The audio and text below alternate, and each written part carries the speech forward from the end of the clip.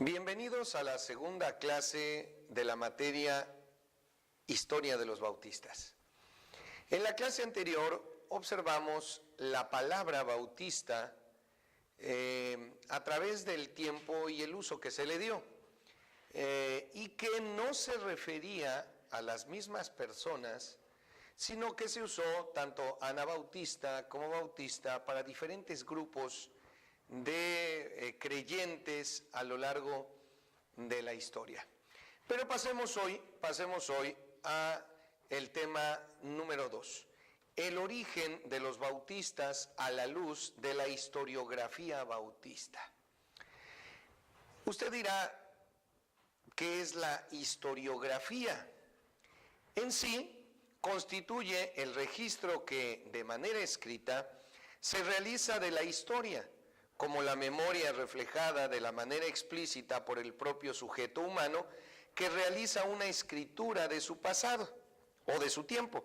Quien lleva a cabo las tareas es el historiógrafo, que es precisamente quien escribe o describe la historia. Después de esta definición, podemos nosotros entender que la historiografía no es otra cosa sino la historia escrita, es decir, que los acontecimientos, los eventos que fueron de conocimiento del historiógrafo, lo va a plasmar, no lo va a transmitir de forma oral, sino que lo va a plasmar de forma escrita. Estos historiadores no nos van a contar una historia, van a escribir la historia.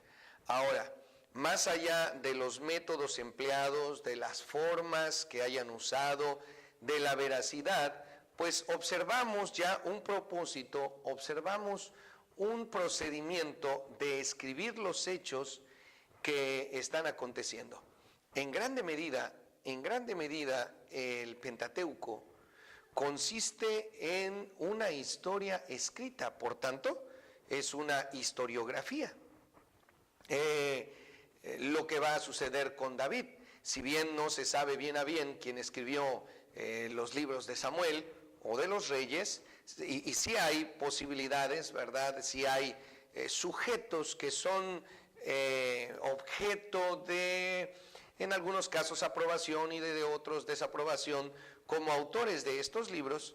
Estamos observando un hecho de una escritura de la historia. Eso es la historiografía, la historia escrita.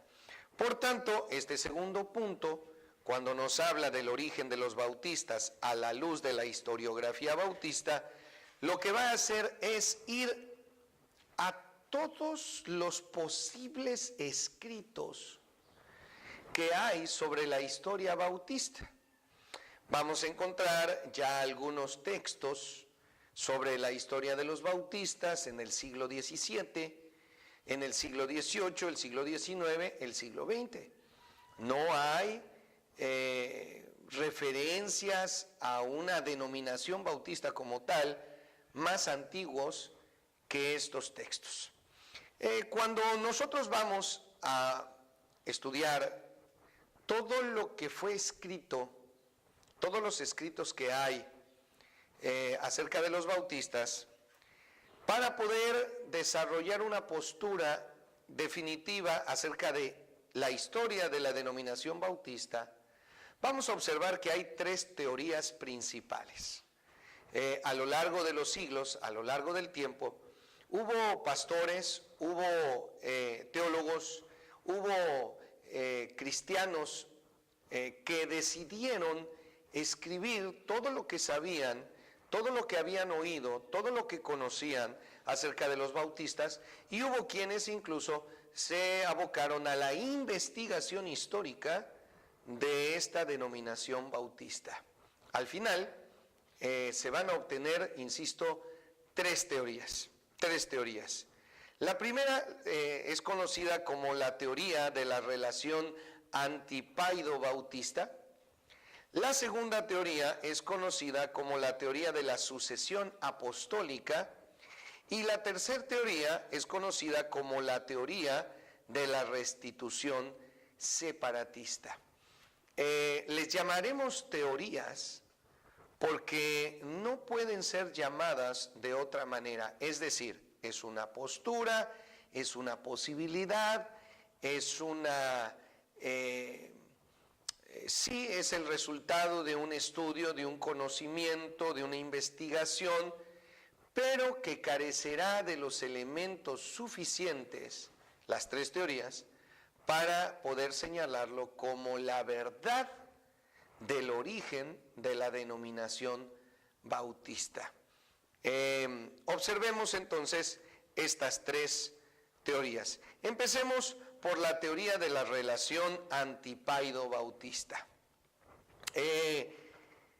Esta teoría sostiene que la historia bautista se identifica con la historia de los antipaido-bautistas. ¿Qué son los antipaido-bautistas? Bueno, eran los creyentes que estaban en contra del bautismo infantil. Anti, en contra, paido, menores, bautista, bautismo de menores, de bebés, de infantes, en lo cual los creyentes, grupos de creyentes estuvieron en contra. Esta teoría entonces va a tomar, va a buscar en la historia a todos aquellos grupos que lucharon, que se enfrentaron o que señalaron que fueron en contra del bautismo infantil. Entonces, esta teoría va a seguir el rastro en la historia de los antipaido-bautistas. Es decir, de otra manera, quienes bautizaban pues ya mayores de edad, adultos. No quiere decir que no bautizaran niños, pero sí niños que tuvieran la suficiente edad para comprender que Cristo era su Salvador. Estos historiadores tienden a entremezclar la historia del bautismo con la de los bautismos. Incluso cometen el error de confundirlo, confundir la denominación bautista con la historia del bautismo. La historia del bautismo es una, la historia de los bautistas es otra, pero estos hermanos, en su afán de darle validez a la denominación, de darle respeto a la denominación, de darle un pasado, es decir, que estuviera sustentada en creyentes de un pasado, pues llegaron a confundir la historia del bautismo a través de los siglos con la historia de los bautistas. Consideran en esta teoría que la denominación bautista es la culminación de una larga lucha contra el bautismo infantil, de tal manera que van a tratar de conectar con los primeros, con los apóstoles, con los primeros creyentes a la denominación bautista, lo cual históricamente no es posible. No hay la información escrita suficiente para ligar a los bautistas del siglo XVII con Juan el Bautista o con los bautizados por los discípulos del apóstol Pablo. No pretenden hallar una sucesión histórica, porque no es posible, de grupos antipaido-bautistas. Sin embargo, creen que hay un parentesco espiritual que sustituye la falta de vínculos históricos. Es decir, ellos señalaban y decían, efectivamente, hay muchos huecos, hay 2 siglos por allí, 3 siglos por allá, donde no hay ninguna historia, no hay nada escrito que nos permita unir a aquellos con estos, pero sí encontramos un parentesco espiritual. pero a la luz de un estudio serio, fundamentado de la historia escrita, no es válido usar estas posturas espirituales que usaron ellos para sustituir la falta de vínculos históricos. Trazan la historia bautista a través de anabaptistas alemanes, suizos y holandeses, de los valdenses, los petrobrusianos, los enriquianos, los donatistas y los novacianos. Es decir, que van buscando donde había un bautismo de adultos, donde había quienes estaban en contra del bautismo infantil, los antipaidobautistas, y los tomaban como antecesores de los bautistas. Por tanto, insisto en que esta teoría pues buscó más y ahondó más en la historia del bautismo y no en la denominación bautista.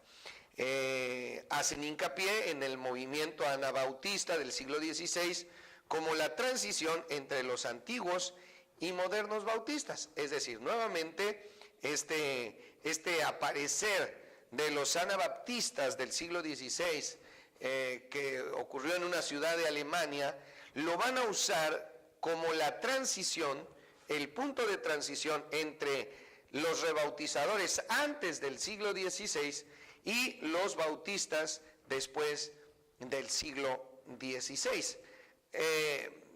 Hasta allí podía haber una conexión con los rebautizadores del siglo XVI con los siguientes bautistas, pero no había manera de mantener una cadena ininterrumpida hasta la iglesia primitiva. En resumen, podemos nosotros notar que estos primeros historiadores bautistas reconocieron la necesidad de vincular a los bautistas modernos con la iglesia primitiva.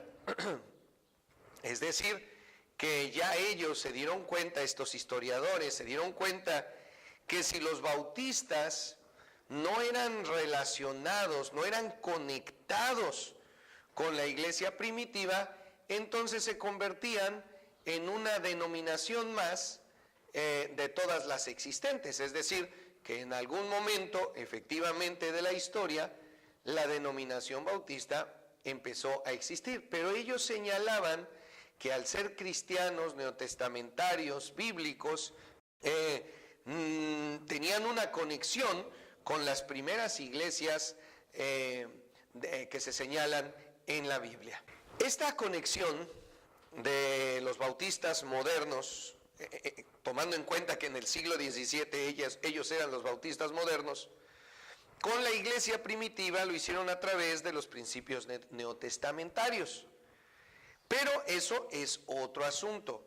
Observar todos aquellos grupos de creyentes en la historia que sostuvieron la salvación por fe, la inspiración de la Biblia, el infierno, el cielo, el juicio eterno, y todas estas verdades sería más un estudio de la historia del cristianismo, pero ellos quisieron hacerlo como el estudio de la denominación bautista, y ahí es donde radica principalmente el error de esta teoría de relación antipaido-bautista. Pero en una ojeada de la historia sagrada encontraron eslabones desconectados en una antigua cadena de antipaido-bautistas, es decir, que estos historiadores del siglo XVII no encontraron conexiones, encontraron vacíos de siglos para poder llegar a la iglesia primitiva, para poder conectar a los bautistas a la denominación bautista con la iglesia primitiva, pues había enormes huecos en la historia, es decir, no había historia escrita suficiente como para señalar y conectar a la iglesia primitiva con la iglesia moderna que eran ellos. No había la suficiente información, por tanto no trataron de conectar estos eslabones, sino que por fe y no por la investigación histórica suponían que existía la cadena completa. Es exactamente lo que nosotros también en este sentido entendemos. No hay manera de conectar de una manera histórica, con hechos históricos, de una manera que haya textos escritos que nos permitan conectar al cristianismo durante todo el proceso histórico con la iglesia primitiva. Ahora, por fe, creemos en la Biblia que nos señala la historia de la iglesia. Las 7 iglesias de Asia no son otra cosa que la historia de la iglesia, una profecía de la historia de la iglesia, pero no hay suficiente información. En sus trabajos históricos se satisfacían con decir que los bautistas modernos son parientes espirituales y no descendientes directos de los antipaido-bautistas. Es decir, llegaron a la conclusión de que la semejanza era espiritual, mas no histórica. Sin embargo, esta teoría resultó ser más el estudio, al final, del bautismo, la historia del bautismo, que resultó ser trascendente e importante, que el de la historia de una denominación. Resumiendo, la teoría de la relación antipaido-bautista es el esfuerzo de los primeros creyentes, de los primeros bautistas, para encontrar el origen de su denominación. Pero ellos insistían, creían, estaban convencidos que los bautistas como tales habían sido llegados a ser nombrados bautistas por sus enemigos, pero que en realidad ellos tenían una conexión con la iglesia primitiva. Se dieron a la tarea de buscar esa relación que tenían con la iglesia primitiva y se dieron cuenta que en esta cadena ininterrumpida desde la iglesia primitiva hasta ellos, pues históricamente no había textos, no había información suficiente que les permitiera señalar históricamente que así era. Pero ellos decidieron tomar una actitud de fe y decir, creemos que nosotros venimos desde allí atrás porque podemos observar a estos grupos como los valdenses, los petrobrusianos, los enriquianos, los donatistas, que no bautizaban niños. Pero aún entre estos grupos no hay una relación directa, es decir, que hay algunos como los petrobrusianos en el norte de Francia en el siglo XI, es decir, en el año 1000, que van a estar a la par de otros movimientos en otras regiones y que de igual manera se oponen al bautismo infantil, y no tanto que se opongan al bautismo infantil, sino que creen y aprueban el bautismo de los adultos, de aquellas personas que han sido salvos. Así es que, pues, ante la carencia de datos duros, ante la carencia de escritos que pudieran conectar, pues tomaron el camino en esta teoría de la relación antipaido-bautista, de la fe, de la espiritualidad. Pues nosotros tenemos un parentesco espiritual con todos ellos y por tanto nuestra denominación viene desde los orígenes de la iglesia primitiva. La segunda teoría es la teoría de la sucesión apostólica. La teoría de la sucesión apostólica. Esta teoría sostiene que la historia bautista se remonta a los tiempos apostólicos. Es decir, ellos van a afirmar que los bautistas se remontan a los tiempos apostólicos. Estos historiadores, llamados sucesionistas, son llamados así porque la teoría así se llama, sucesión apostólica, pero son llamados sucesionistas porque van a insistir y señalar que de manera sucesiva la denominación bautista ha existido desde 3 diferentes fechas. Fijan distintas fechas para el comienzo de los bautistas y esto depende de estos historiadores. Algunos señalan a Juan el Bautista como el fundador de la denominación bautista, porque bautizaba en el río Jordán, y si Juan bautizaba en el río Jordán, bueno, pues allí entonces aparece la denominación bautista, lo cual sería muy extraño porque Juan el Bautista pertenece al orden del Antiguo Testamento y Juan el Bautista va a morir antes incluso de la muerte del Señor Jesucristo y antes de la fundación de la iglesia, pero a pesar de eso hay quienes colocaban allí a la fundación de los bautistas. Otros pusieron la fecha para el comienzo de los bautistas en el ministerio de Cristo. Si bien el Señor Jesucristo no bautizaba a nadie, sí bautizaban a los seguidores del Señor Jesucristo, los mismos apóstoles. Y si bien el Señor no bautizó a nadie, aún así ellos van a colocar el surgimiento o el inicio de la denominación bautista en el ministerio de Cristo. La tercera fecha usada para fijar el comienzo de los bautistas va a ser el día de Pentecostés. Para varios historiadores no tiene sentido que yo en esta hora le empiece a dar una bibliografía de todos aquellos, la daré al final, de todos aquellos historiadores bautistas que señalaron el día de Pentecostés, pues vamos a notar que son varios, son abundantes, y que señalaron que en el día de Pentecostés empezó la denominación bautista. Aquí hay algo muy importante. Esta postura de la teoría de la sucesión apostólica entonces dirá que la única y verdadera denominación son los bautistas, y que quienes no sean bautistas, pues básicamente no son cristianos. Y esto es lo que causó una profunda división entre los bautistas y que llegó a ser un tema fundamental, muy importante, a tal grado que la comunión entre iglesias dependía de si la iglesia bautista aceptaba la teoría de la sucesión apostólica o no. Para estos grupos, todas las demás denominaciones, pues básicamente no eran cristianos. Solamente eran cristianos los bautistas, porque si la denominación bautista inició, por ejemplo, el día de Pentecostés, pues entonces esos son los cristianos.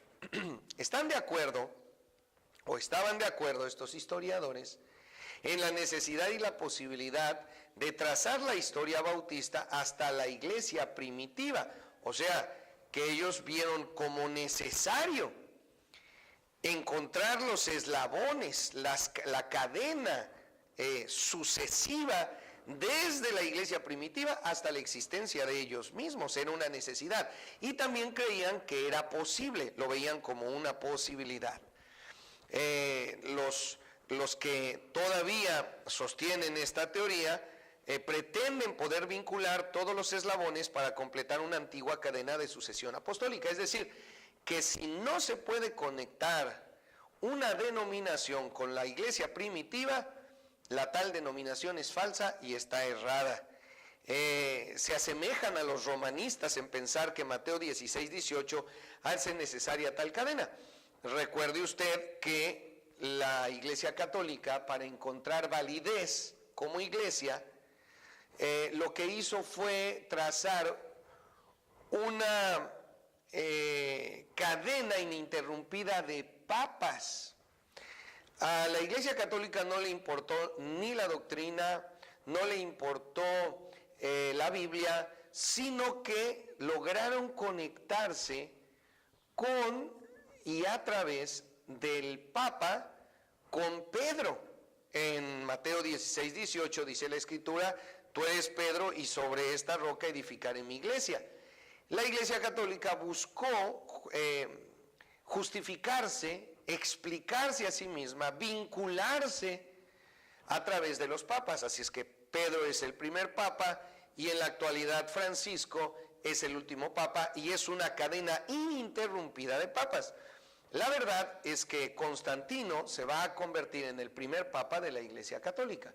Él va a venir a ser realmente el emperador, cabeza de la iglesia, pero con el tiempo buscaron encontrar la conexión a través de Constantino con Pedro, pero no podían hacerlo a través de los emperadores romanos, sino que lo hicieron con los obispos o pastores de la iglesia de Roma. Así es que todos los pastores de Roma se convirtieron inmediatamente en papas, cuando la historia señala que no eran papas ni tenían la autoridad de un papa, y que incluso pastores de la iglesia de Roma, fueron asesinados por el emperador romano, quien efectivamente fungía y tenía el poder de un papa. Bueno, los bautistas que desarrollaron la teoría de la sucesión apostólica buscaron vincular estos eslabones para poder completar una antigua cadena de sucesión apostólica. Esta teoría de la sucesión apostólica llegó a ser uno de los hitos en el famoso movimiento landmarquista que surgió en la segunda mitad del siglo XIX. Ahora, se hace fundamental el que yo le explique en qué consiste el movimiento landmarquista. En este momento, en su pantalla, está apareciendo el resumen, ¿verdad?, con los nombres y los datos más importantes de lo que es el landmarquismo. Es un tipo de eclesiología bautista. El término se refiere a la creencia en la validez exclusiva de las iglesias bautistas y la invalidez de los actos eclesiásticos no bautistas. El movimiento empezó en el sur de Estados Unidos en 1851, el siglo XIX, influenciado por James Robinson Graves, editor del periódico The Tennessee Baptist. El término landmarquismo proviene de la publicación de un folleto de James M. Pendleton titulado An Old Landmark Reset, un antiguo marco de referencia recolocado. La palabra landmark entonces significaría marco de referencia o un punto de referencia, en alusión al versículo de Proverbios 22-28. No traspases los linderos de antaño o los linderos antiguos que tus antepasados establecieron. El movimiento fue una reacción al progresivismo religioso de principios de siglo. Cuando surgió, sus defensores afirmaban que era un retorno a lo que los bautistas habían creído previamente, mientras que los estudiosos han afirmado desde entonces que fue un cambio importante. En 1859, la Convención Bautista del Sur aprobó varias resoluciones en las que acusaba a los principales partidarios del landmarquismo de retirarse gradualmente de su asociación para formar sus propias iglesias y asociaciones y crear una tradición bautista landmarquista independiente. Hago una pausa en la lectura de esta información porque es aquí donde nosotros vamos a encontrar el surgimiento de las iglesias bautistas independientes. Este movimiento, que va a empezar en el sur de los Estados Unidos en 1851, va a señalar que a partir de un punto en la historia de los bautistas, el cristianismo se va a renovar, los bautistas se van a renovar y van a cambiar las cosas definitivamente. Por eso se hace muy importante observar lo que los landmarquistas defendían. Continuemos la lectura. Los landmarquistas defienden que, número 1, la iglesia es solamente una congregación local y visible sin que exista una iglesia universal o iglesia invisible. Número 2, el bautismo solo es válido cuando lo realiza una iglesia bautista local correctamente constituida. Número 3, la Santa Cena solo debe ser para miembros de la congregación local. 4, las cartas de Pablo eran y son destinadas exclusivamente a iglesias locales. Siguiente, se puede trazar un linaje bautista histórico desde los tiempos de Juan el Bautista. Los bautistas no son protestantes y no deben aceptar ordenanzas de otros grupos evangélicos. La teoría sobre el origen de los bautistas defendida por el landmarquismo es la teoría de la sucesión apostólica y postula que los bautistas actuales descienden de Juan el Bautista y que la iglesia continuó a través de una sucesión de iglesias o grupos que bautizaban solo a adultos, como los montanistas, novacianos, donatistas, paulicianos, bogomilos, albingenses, cátaros, valdenses y anabautistas. Entonces observamos que los landmarquistas adoptaron la teoría de la sucesión apostólica. Por esto señalamos que esta teoría llegó a un punto cúspide en el movimiento landmarquista, es decir, el surgimiento de las iglesias bautistas independientes. Si analizamos un poco lo que los landmarquistas defendieron, observamos que tienen una semejanza impresionante con nosotros. Nosotros creemos que la iglesia es solamente una congregación local visible. No creemos en que exista en este momento una iglesia universal ni invisible. El bautismo solo es válido cuando lo realiza una iglesia bautista local correctamente constituida. Allí nosotros agregaríamos que la importancia del bautismo radica en la forma en que se aplica, en la aplicación. Es decir, un ministro ordenado por inmersión en el nombre del Padre, del Hijo y del Espíritu Santo, a alguien que ha sido salvo. El bautismo, entonces, le añadiríamos eso. En el caso de la Santa Cena, si alguien es salvo, no hay ningún problema en poder aplicarlo, ahí diferimos. También hay una semejanza en cuanto a las cartas de Pablo, que eran destinadas exclusivamente a iglesias locales, pero por supuesto, al ser palabra de Dios, es para todos los creyentes. Nosotros no tratamos de establecer un linaje bautista hasta Juan el Bautista. Nosotros no creemos que la denominación bautista surgió con Juan el Bautista, por supuesto que no, pero ellos sí así lo creían. También señalaban y coincidimos que los bautistas no son protestantes. Los bautistas efectivamente no surgimos del protestantismo y no debemos tampoco aceptar ordenanzas de otros grupos evangélicos.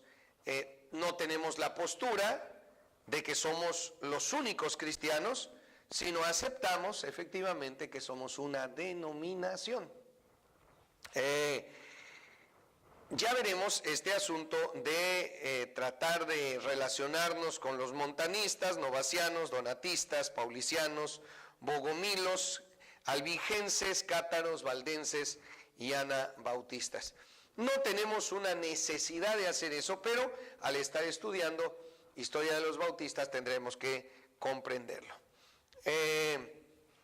Entre los historiadores sucesionistas hay diferencias de opinión en cuanto a los eslabones en la cadena de sucesión.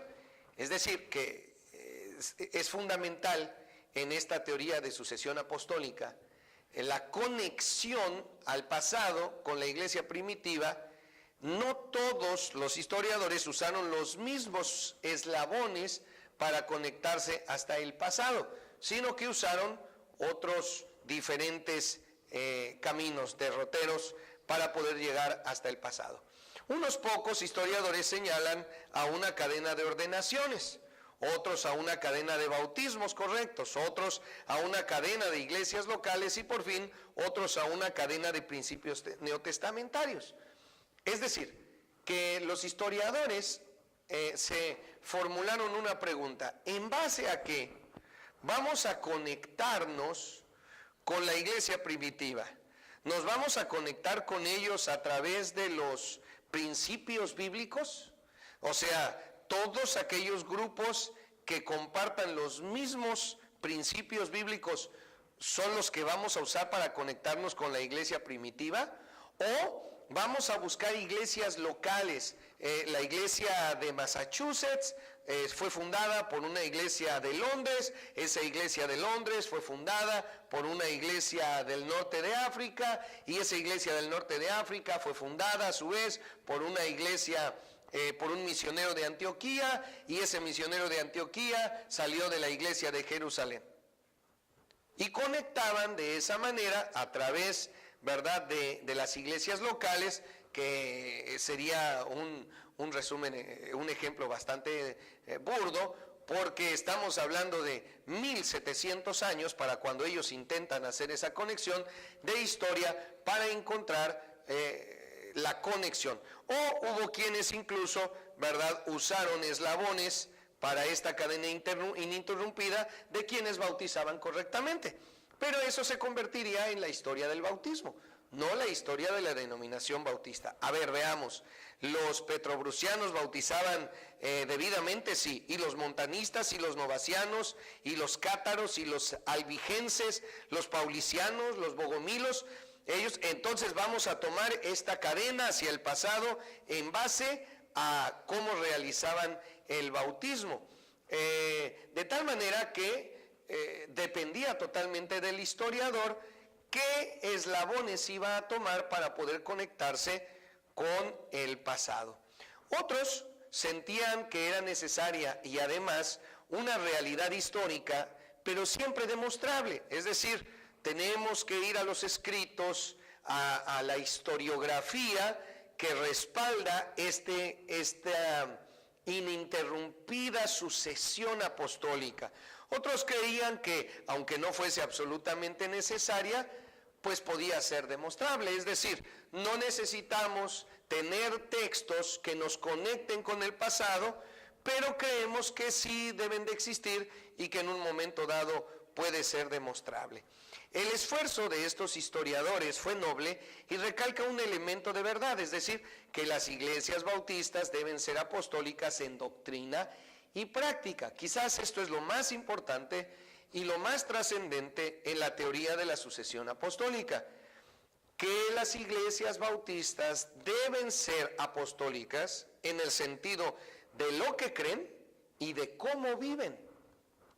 Ahora, hermanos, no obstante, esta apostolicidad no depende, como la mayoría de los teóricos de la sucesión apostólica sostenían, de una sucesión histórica apostólica, es decir, de tener datos históricos, de conectar a la denominación bautista con la iglesia primitiva. El ser apostólico no depende de una conexión, porque esto es lo importante e interesante. Al tener la Biblia, cualquier grupo de creyentes, por más alejados que estuvieran en un momento dado, no de la salvación, por más alejados que estuvieran de la enseñanza de la Biblia, tienen la Biblia. Tenemos la enseñanza de los apóstoles. No necesitamos una conexión al pasado, no necesitamos una tradición para ser iglesias bíblicas. Todo lo que necesitamos es tener la Biblia y empezar a corregir todo lo que está mal, todo lo que al formarnos como iglesia heredamos que estaba mal y que no era bíblico, corregirlo. La iglesia fue constituida por el Señor, fue establecida por el Señor Jesucristo para que al tener la Biblia se sostuviera en los principios bíblicos y no en una larga tradición de iglesias que siguieron las enseñanzas de los apóstoles. De esta manera es que la teoría de la sucesión apostólica pretende presentar a los bautistas como habiendo surgido con Juan el Bautista, con el ministerio de Cristo o el día de Pentecostés. Pero se enfrentaron con el problema de que no había datos escritos suficientes para poder realizar esta conexión y que además tenían que escoger qué camino iban a tomar, si el de la doctrina, si el de la práctica, si el del bautismo, si el de las enseñanzas, para poder llegar a una conexión hasta la iglesia primitiva. La tercera teoría es la teoría de la restitución separatista. Esta teoría, que es la más sencilla y la más fresca, por así decirlo, se originó en el siglo XVII en Inglaterra como una fase del movimiento separatista. El separatismo fue hijo de otro movimiento más amplio, el puritanismo. Los puritanos originalmente bautizaban niños.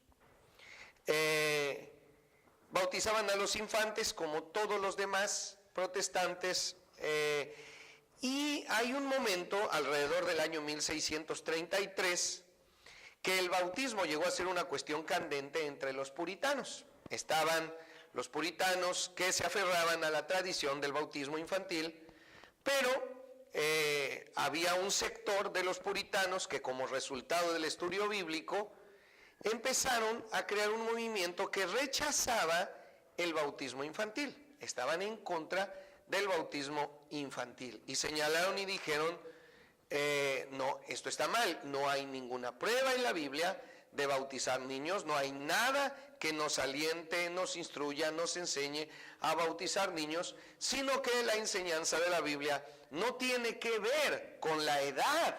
O sea, los puritanos tampoco dijeron solamente debemos bautizar adultos de tal edad, no, sino que la Biblia enseñaba que el bautismo era después de ser salvo, y para ser salvo se necesitaba, pues primero, aceptar que uno era pecador, que merecía el infierno, que no podía hacer nada para salvarse a sí mismo, y aceptar que Jesucristo, creer que Jesucristo murió en su lugar, cosa que niños de meses de nacido, incluso de años de nacido, no pueden comprender, no pueden aceptar, no pueden digerir. Habría que esperar a que tuvieran la edad necesaria para poder comprender estas verdades y luego, solo luego, ser bautizados. Este movimiento de puritanos que rechaza el bautismo infantil va a obligar a una división, a una separación de los puritanos, es decir, de puritanos que creen en el bautismo infantil, de puritanos que creen en el bautismo después de la salvación.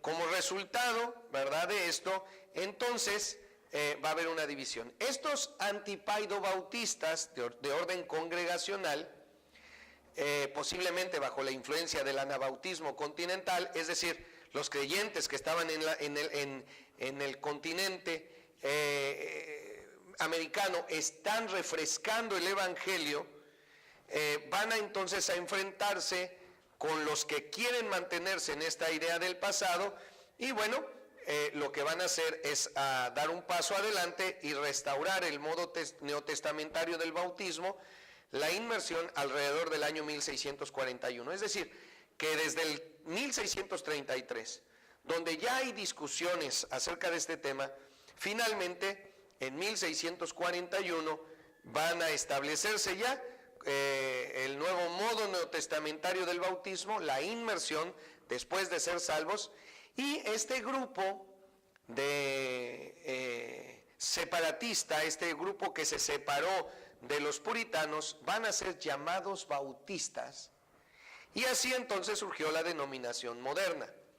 Los proponentes de la teoría de la restitución separatista señalan que los bautistas surgieron en 1641 en Inglaterra como resultado de esta división causada por el bautismo, por ir en contra del bautismo infantil y apelar al bautismo bíblico. Los proponentes de esta teoría se apoyan en una línea histórica ininterrumpida de iglesias bautistas desde aquel entonces. Es decir, que efectivamente muchas iglesias bautistas pueden ir a investigar su origen y encontrarse, toparse, llegar hasta el fondo al año 1641 en Inglaterra, en la fundación de los bautistas. Sin embargo,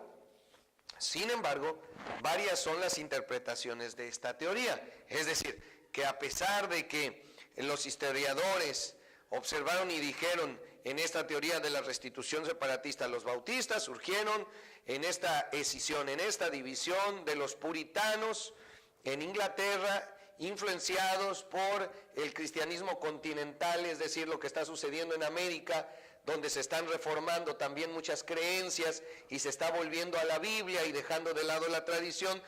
Para 1641 se establece una iglesia llamada bautista, ya no son puritanos, son bautistas, en Inglaterra. Y ahí es donde va a surgir esta denominación. Pero insisto, hay varias teorías todavía y hay varios aspectos de este asunto. Primero, el que busca su propio punto de vista o teoría, ¿verdad?, donde quiere tener en cuenta a los precursores bautistas más primitivos en Inglaterra, que negaron la validez o la necesidad de una sucesión bautista. Es decir, está la postura de aquellos que dicen, bueno, los bautistas, vamos a buscar a los bautistas más primitivos y los vamos a encontrar en Inglaterra, no vamos a encontrarlos más atrás, no están luchando en contra del bautismo infantil, sino están estableciendo un nuevo bautismo, es decir, el de adultos después de ser salvos. Y no están ellos, ¿verdad?, buscando una conexión hacia el pasado, sino que claramente están señalando, nosotros éramos puritanos, ¿verdad?, pero como resultado del estudio de la Biblia no aceptamos el bautismo infantil y nos hemos movido al nuevo bautismo y nos hemos separado, y ahora ellos nos han llamado a nosotros bautistas, y sí somos bautistas. El surgimiento de una teoría de sucesión apostólica siempre ha traído separaciones y daño al pueblo bautista. Es decir que esta escisión que hay en los puritanos, pues va a ser la característica que va a acompañar a los bautistas, según esta teoría, esta tercera teoría, durante toda su vida. Las confesiones de fe bautistas primitivas no mencionan el asunto. Es decir, cuando encontramos una declaración de fe de los bautistas, no van a mencionar esta escisión, ni van a mencionar nada de ningún tema del bautismo. Van a hablar de las doctrinas, pero no del bautismo. Todo esto quiere decir que los proponentes de una sucesión bautista no pueden apoyarse en la tradición o en la práctica de los precursores. Es decir, quienes empezaron la denominación y cómo eran antes, no nos importa. Lo que nos interesa es cómo ahora se lleva a cabo el bautismo. Era fácil saltar la pequeña barrera entre lo espiritual y lo histórico, y siempre ha sido fácil. Es decir, una cosa son los temas históricos, ahí está escrito, ahí está el dato, allí dice. Y otra cosa es decir, bueno, espiritualmente todos los cristianos deben haber estado bautizando de esa manera. Y aunque hay datos aislados de que así se llevaba a cabo, pues se vuelve una cuestión de fe y una cuestión de espiritual el tratar de hacer una conexión. Pero esta teoría no busca hacer ninguna conexión al pasado. Esta teoría dice, los bautistas surgieron en Inglaterra en el siglo XVII, más precisamente en el año 1641, en esta separación, en esta escisión que el bautismo provocó en el puritanismo. Era fácil tirar bajo la distinción entre los antipaidobautistas y los bautistas. Era fácil tirar abajo esta distinción, porque así va a surgir la segunda teoría sucesionista. Ahorita la vamos a observar. Miren, los bautistas, en este sentido, esta denominación, no tiene que ver con los antipaidobautistas, ni tiene que ver con los anabaptistas que surgieron en Alemania. Según la clase anterior, el problema de usar la misma palabra para todos estos grupos es lo que crea una enorme confusión. La denominación bautista en esta tercera teoría que surge con la escisión no tiene nada que ver con los antipaidobautistas y la historia de la lucha contra el bautismo infantil. Nada que ver, no hay conexión.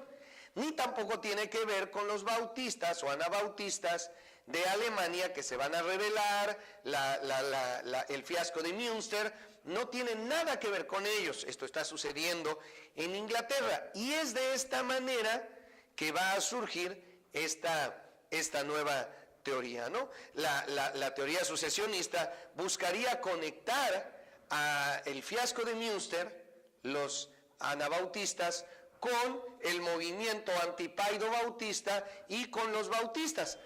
Eso sería un error porque son cosas completamente diferentes. Ahora, ¿cuál debe ser la teoría más apta para el pueblo bautista de habla castellana a la luz de este estudio?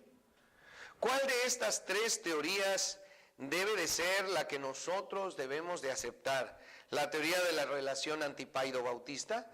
la teoría de la sucesión apostólica, la teoría de la restitución separatista, ninguna de las tres. Ninguna de las tres. La segunda teoría es muy tentadora cuando consideramos la lucha con el catolicismo. Sin embargo, la sucesión apostólica es un baluarte romano, no bautista. Es decir, el pretender conectarnos históricamente con la iglesia primitiva es exactamente lo que los católicos hicieron y que no nos corresponde a nosotros. La primera, eso en cuanto a la segunda teoría, pero la primera teoría, históricamente hablando, pues no se puede establecer una sucesión de iglesias bautistas hasta los apóstoles. Pero sí podemos nosotros tomar que la relación apostólica es de suma importancia, es decir, aunque no podemos, como lo intenta la primera teoría, alcanzar históricamente una conexión con la iglesia primitiva, sí nosotros sostenemos que nuestro fundamento es apostólico, es bíblico, es decir, creemos en la enseñanza de los apóstoles. La primera teoría puede ser de valor para el bautista latino, sin embargo, es preciso distinguir entre los principios neotestamentarios y la historia de una denominación. O sea, una cosa es lo que creemos y otra cosa es la historia de nuestra denominación bautista. La tercera teoría es un poco exclusiva y legalista para el bautista latino. Es un poco frío decir, los bautistas se originaron en el siglo XVII y nada más. ¿Dónde se encuentra la explicación? Bueno, es una combinación de las tres teorías. ¿Qué es lo que nosotros vamos a tomar? Una combinación de las tres teorías. Cada una tiene un elemento esencial para la confección de una teoría de los orígenes bautistas. El pueblo bautista tiene sus raíces hondamente arraigadas en la historia del cristianismo.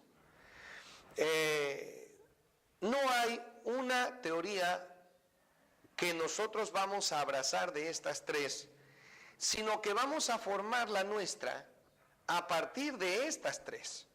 Tomaremos los elementos que tengan un fundamento histórico, que tengan una base, para poder desarrollar la historia de la denominación bautista. Reconocemos el valor de cada teoría como un esfuerzo para explicar de manera parcial nuestro origen, pero usaremos los medios, los métodos y las formas más estrictas para poder llegar a desarrollar nuestra propia teoría de la historia de nuestra denominación. Ahora, tal vez usted se está preguntando, ¿y cuál es la importancia? Bueno, primero, que somos la Iglesia Bautista Monterrey. Segundo, que debemos encontrar la conexión con los creyentes hacia un pasado. Y tercero, que debemos de corregir y devolver al fundamento bíblico, que es lo que han hecho los bautistas a través de la historia, para mantener la iglesia verdadera como el Señor Jesucristo la ha querido siempre. Gracias por estar en esta segunda clase. Le animamos a repasar y estudiar lo que hasta aquí hemos visto. Cualquier duda, escríbalo al correo electrónico. Que Dios le bendiga y nuevamente, gracias.